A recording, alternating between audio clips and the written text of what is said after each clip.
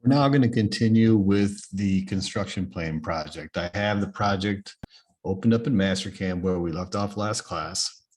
I'll toggle back and forth between our Canvas project page and Mastercam to complete the toolpaths for this project. So starting with Canvas, I'll scroll down to the area where it says create toolpaths. Creating toolpaths for the construction plan project. Step one, make the Toolpath Manager visible and import a machine definition. So I'll go back into Mastercam and we're going to bring up the Toolpath Manager before we bring in a machine definition.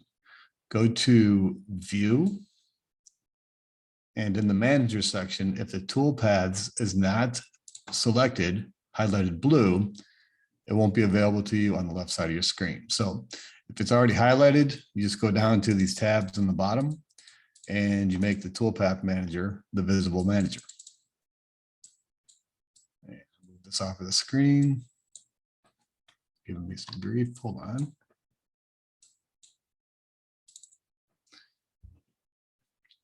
So from here, we'll bring in a machine definition. We're going to go to Machine on the left side of your screen where it says Machine Type, expand it, and you'll see the tools that are available from or for the mill. Now, the only one that's visible to me right now is the mill default. If I go to Manage List, you'll have several other machine definitions available to you. With the Home Learning Edition, you probably only have the defaults available to you, so that's what I'm going to use. Normally, I would use a Fidel or I would use a Haas. So at this time, I'm just going to use the default machine definition. I'll go to Mill, and then I'll select Mill Default. Brings up my machine group. Before I make any changes to the machine group, I'm going to go to File. And in the Project Manager section, I'll select that. And I'm going to have the NC files saved to the project folder. So in this field right here, you see the project folder. It's being saved to a folder called Construction Plan Project. Yours is going to be different than mine.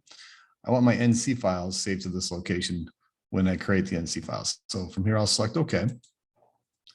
I'll go back to Mastercam. I'll select the back arrow.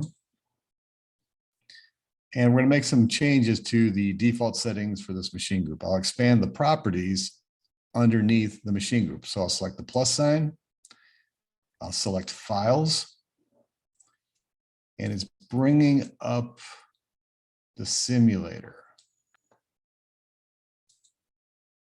One second. Okay, so now I'm going to go into Files. And it's showing me an image of the machine for simulation. If you're not seeing that, that's fine. For now, we're just going to change the name. We'll call this Haas DF2. I'm going to enter this in all caps. The output folder, this is the working folder that we just set.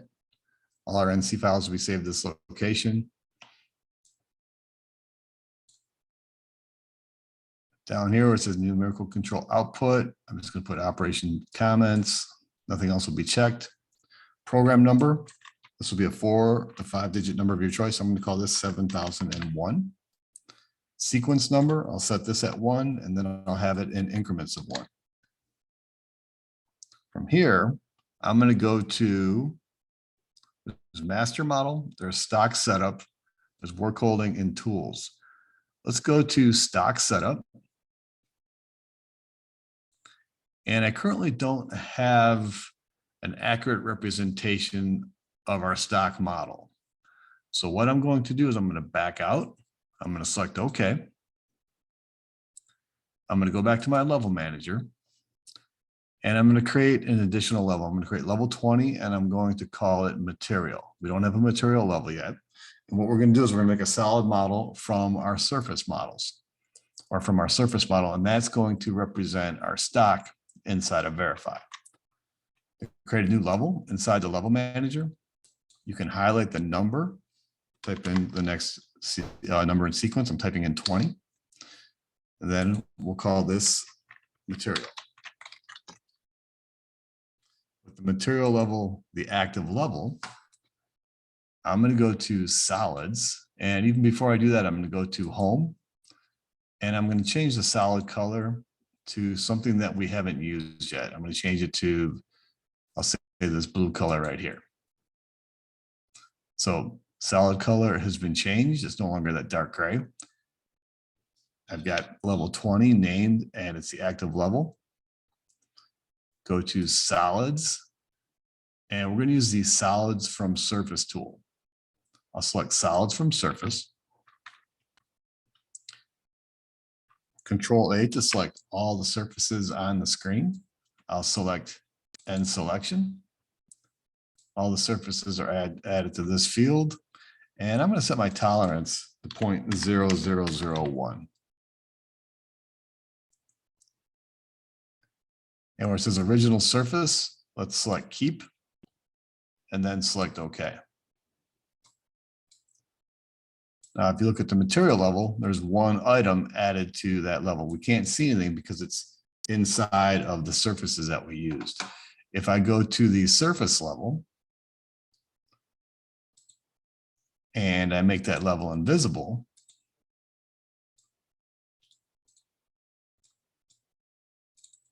we should have a solid model. And if I go to home and I go to statistics, there's one solid on my screen. Now it didn't take on the assigned color, so I'll select it, right click, and then from, it's because, well, I'll select the blue. It's there, it's just not taking on the right color. And my flat boundary surfaces, that they are invisible. I'll make everything invisible for this moment. Let's see how things look. And I go back to home, statistics. There's one solid on my screen.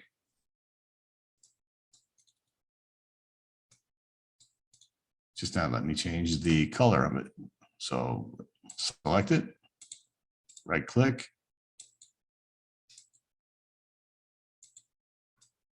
Interesting. I'll look into that. So for now, I'm just going to leave it the color that's assigned to it. We're going to define our material for verify using this solid model. So back to toolpaths, go to stock setup. For the material, we could leave it at aluminum inch 2024. For the color, we can actually assign a different color to it here, but this will be inside of verify. In this field,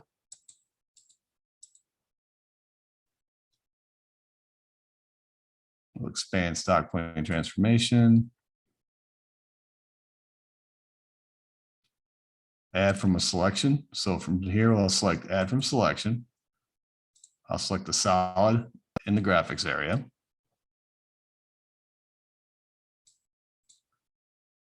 And from here, I'll go back up to looking at master model. Here we go. So for tool, we're going to select from material. And where it says toolpath configuration, we're going to check assign tool number sequentially, check warn of duplicate tool numbers, and check use tool step back and coolant. And we should be good. From here, I'll select OK. Instead of toolpath group -1, I'm going to call this first operation. So right click, groups, rename, and we'll call this first operation. I'm ready to start adding toolpaths to this toolpath group. We're going to use the engraving tool or engraving toolpath to engrave each of the labels on each of their independent or individual surfaces. We'll go back to the project page. So modify the settings of machine definition. So that's slightly new than what we're used to, or new. That's new with 2023, significantly different than 2022. Step 3, we're going to use the contour toolpath to create the engraved initials on each surface as shown. I'll go back to the level manager. I'm going to start with the front plane label, and I've got all of the levels turned off except for the material and the front plane text. This will make it easier for me to select the text for creating the toolpath. Back inside the Toolpath Manager, I'll go to Toolpaths. In the 2D section, I'll select Contour. Brings up the wireframe chaining dialog box. When selecting text, change over to 3D. And actually, I'm going to back out of this. I just remembered something. I'm going to exit wireframe chaining, and I'm going to disregard or discard this particular toolpath. It says machine finish pass on outside control. I'll say, do you wish to keep this operational? I'll select no at this time. Before we create each toolpath, or before I create my initial toolpath, I want to set my tool plane to the front construction plane or the front tool plane. Go to planes, go to your plane manager. And I'm looking for the front plane. I'll select front plane. I'll select equals. Now the construction plane and the tool plane are, the front construction plane and tool plane are active. I can see a preview of it in my graphics area. From here, I'll go back to the Toolpath Manager. You can also double check down here where it says tool plane, set the front plane. Now I'll go to Toolpaths, 2D, Contour. For the selection method or selection mode, I've got to set the wireframe. I'll use 3D. And we're used to using chain. That's what I use most frequently. That's my default. I'm going to change over to window. With window selected, left click, create a window around the initials, or create a window around the text, left click. Now it doesn't appear as if anything has been selected. The prompt is telling me to sketch approximate start point. And what you need to do is let your cursor lock onto the endpoint where you would like to start the engraving. So here I'll select this endpoint, left click. At this point, you see everything becomes selected. I'll select end selection. And that brings up the parameters for this toolpath. We'll start by adding a tool to our tool list. So select tool. If I go back to the project page and scroll to the bottom, we have a tool list that consists of one tool. So tool 1 is a 1/32 diameter ball mill, 2 flute, and the tool holder is going to be a C4-0016, and the tool projection is set to 0.5 inches. In the tool list field, I'll right click. I'll select library tool. And I'm seeing the default tool library with no filters applied. Filter active is checked. I'll select the filter icon. And currently every tool is selected. So I'll start by deselecting all tool types. And then I'm going to select ball mill and mill to sphere. And I'll set the tool diameter to less than 0.125. And this will show me all the ball mills coming out of this library that are less than 0.125 in diameter. From here, I'll select OK. I've got 3 tools to choose from. We're looking for the 1/32 diameter ball mill. So tool 246 in my case, double click on it. And it's added to my tool list as tool number 1. I'll need to make some changes to the default settings for this tool. Right click on the tool. From the flyout menu, select Edit Tool. In the tool geometry, let's start by making the overall length a little bit more realistic. Set the overall length to 1. And shoulder length is 0.5. So this will become our tool projection. So everything else on this page is good. I'll select next. I'll start by setting the number of flutes to 2. If I calculate the RPM, it's calculating at a very unrealistic, or it's an RPM that our machine is not capable of. So I have to go back in and I have to set my maximum spindle speed. We'll do that after I change the settings here. Let's turn the coolant on. I'll select show more options. I'll select coolant. I'll set the flood coolant to on. I'll select OK. That'll complete all the changes that I need to make to this page. Once again, we're going to come back in and update this RPM. I'll select finish. If I wanted to, I could set the spindle speed to 10,000 here. That matches our machine's capabilities. The FPT, we're going to set the FPT equal to 1% of the tool diameter. The decimal equivalent of the tool diameter is over here. So 0.03125 times 0.01. And it calculates our feed rate at 6.25 inches. I like to set my plunge rate to half the calculated feed rate. So in the plunge rate field, 6.25, divide that by 2. I've got rapid retract selected. And in the comment field, I'll start by borrowing the tool name. Paste it in the comment field, and then all caps, engrave front label. That will take care of all of the settings on this page.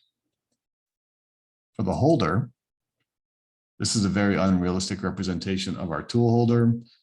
We were instructed to use a specific tool holder here. So a C4C4-0016. This is a Cat 40 tool holder ER16. So we're looking at the Cat 40 tool holder library. I'll go back to Mastercam. We'll go to Open Library. We're looking for the CT40. There we go. CT40-IN. Open it up. And we're looking for a C4C4-0016. Set the tool projection to 0.5 inches. And that completes all the changes that we need to make on this page. From here, go to cut parameters.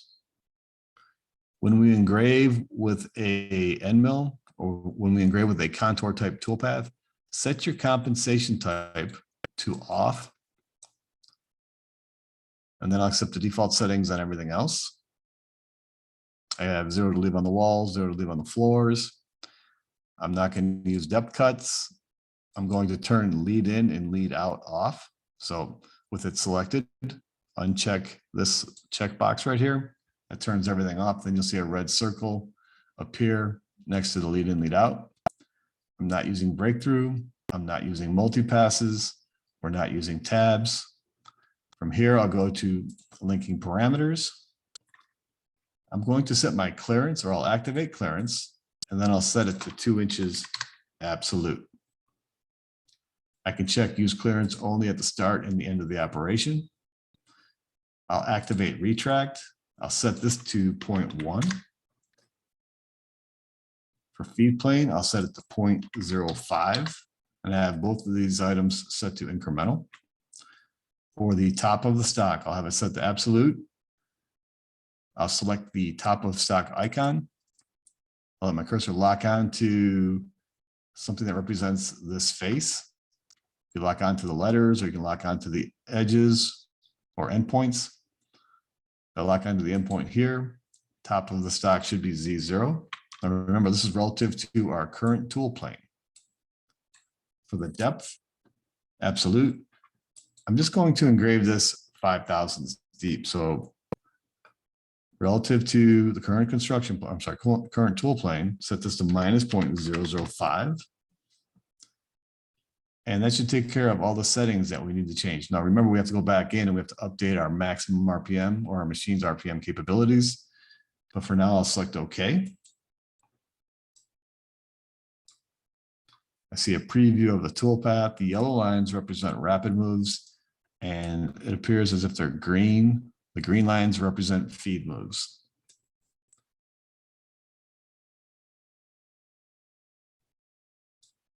With this toolpath selected, I can run it in backplot. So let me back up a little bit. The toolpath is selected. There's a green check next to it. If I select the backplot icon, left click, I have the tool visible, I have the tool holder, and I also have rapid moves being shown. If I select the play icon, which is right here, select play. I'm zooming in, and you can see Mastercam, or you can see the toolpath is following the 2D geometry that represents our letters. Not in the most efficient way, but it will work.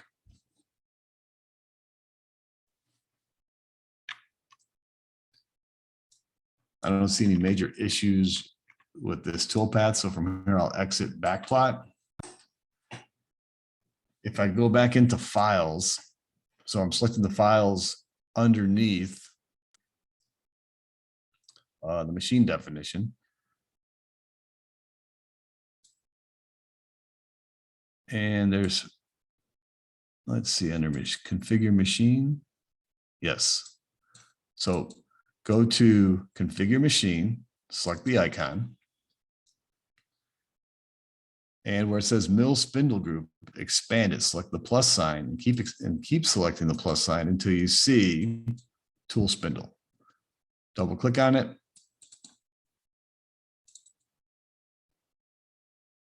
It opens up this dialog box. Set the maximum spindle speed to 10,000. Here I'll select OK. I'll select OK again.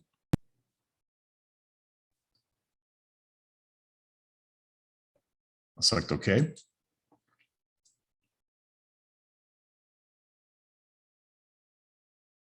And it looks good. I'm also going to step back a little bit. I'm going to create a stock model that represents our material. Inside of the Toolpath Manager, you have the insertion arrow after the existing toolpath. To move the insertion arrow above the existing toolpath, select the red up arrow. You can now see that the insertion arrow is in between the first operation and the first toolpath. Within that operation, we're going to create a stock model that represents the material. From here, go to Toolpaths.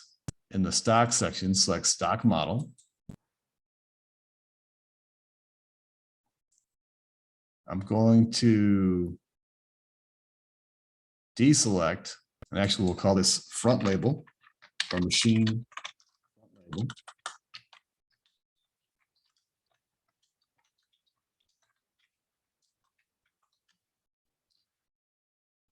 Stock plane was checked. I'm going to uncheck it. For the initial stock shape, select model. Select the icon next to the model. That allows us to go back into the graphics area. And I'm going to pick select, triple click, the solid model that represents our part. When I do that, it's difficult to see, but to have the whole thing selected, it should take on this glowing effect. If you single select it, it takes on a different appearance. So what I'm doing is I'm triple clicking. I'll select end selection. From here, I'll select OK. We don't need a source operation for our first stock model. I'll select OK. And Mastercam creates the stock model that represents our material. And you can see it's created a stock model is taking on that default gray color. So it doesn't match the solid models. So they're kind of overlaying or overlapped, or sitting on top of each other. Difficult to see. But once I create the stock model, I'm going to toggle off the visibility of it. Also toggle off the visibility of the toolpath. I can look at it from an isometric view. And this is relative to the current tool plane. So I'll tumble back, and a way to get it to default to the normal isometric view when you go into your planes manager, keep the WCS set to top. And now if I right click isometric,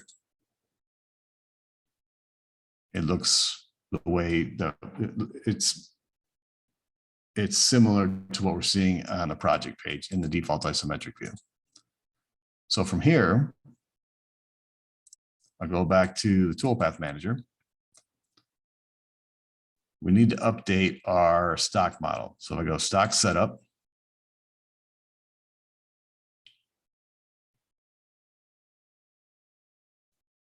And add from a selection, double click on the solid, and then select OK. From here, with the contour toolpath selected, I'll run verify.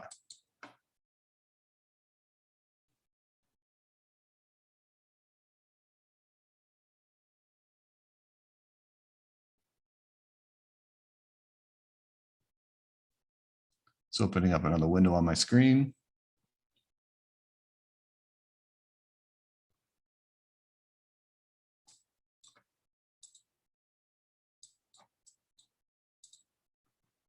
Inside of verify, I'll set stop condition to collision. Then I'll select play. Now it's difficult to see, but if you zoom in, you can see the profile of the tool or the radius of the tool. And things I'm checking for, I'm making sure that the center of the engraving follows the 2D geometry that represents the letters, and everything looks good. So from here, I'll exit verify. I'm going to look at my part from a default isometric view. I'll right click, fit my screen, and I'll save my work.